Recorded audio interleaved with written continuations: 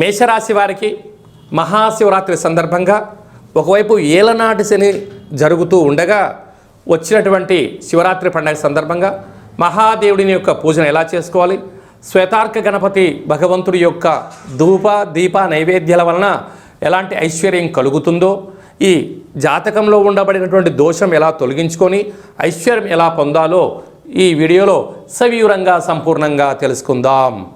మేషరాశిలో ఏ నక్షత్రాలు వస్తాయనగా అశ్విని నక్షత్రంలోని 4 పాదాలు, భరణి నక్షత్రంలోని 4 పాదాలు, కృతికా నక్షత్రంలోని 1 పాదం కలిపితే మేషరాశి. రాశాధిపతి కుజభగవానుడు.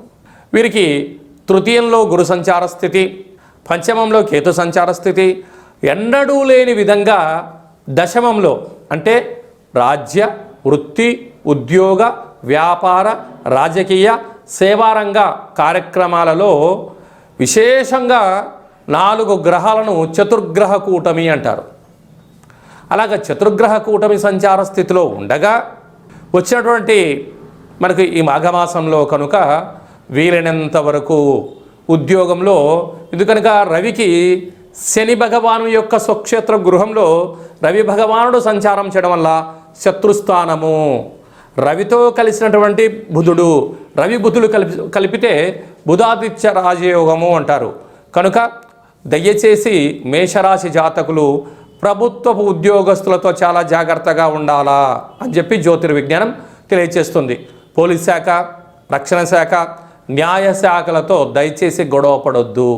ప్రభుత్వ ఉద్యోగంలో ఉండబడిన వారు మౌనమే శరణ్యము. అలాగనే ప్రైవేట్ రంగాలుగా ఉండబడిన వారు వీలైతే సెలవు తీసుకొని 1-2 రోజులు ఇంట్లో ఉండినంత మాత్రాన ఏమీ మునిగదు. లేకపోతే ఆవేశానికి వెళ్ళినా అనర్థానికి దారితీయడం, ఉద్యోగం పోగొట్టుకోవడం, మానసిక అశాంతి, ట్రాన్స్ఫర్స్ అవ్వడం, అనేక రకాలుగా ఇబ్బందికి గురయ్యే పరిస్థితి ఉంటుంది. అక్కడే కుజ భగవానుడు శుక్ర భగవానుడు ఉండడం వలన ధనపరమైనటువంటి బ్యాంకు లావాదేవీలు ఓటీపీలలో కూడా డబ్బుల్ని బంగారాభరణాలను తస్కరించబడేటువంటి దొంగలించబడే పరిస్థితి అధికంగా కనపడుతుంది. తస్మాత్ జాగ్రత్త. కనుక ఇలాంటి కాల సమయంలో మహాదేవుడికి విశేషంగా ఎర్రటి కుంకుమ కలిగినటువంటి నీటితో అభిషేకము, అలాగనే మనకు మాఘ పూర్ణిమ సందర్భంగా తెల్ల జిల్లెడు వృక్షం దగ్గర ఎరుపు ఒత్తులతో దీపాన్ని పెట్టడము, శక్తి కలిగితే కందిపప్పులను లేకుంటే నవధాన్యములతో కూడుకున్న దీపాన్ని ఏర్పాటు చేసి కాలభైరవ స్వామి వారి యొక్క అష్టకాన్ని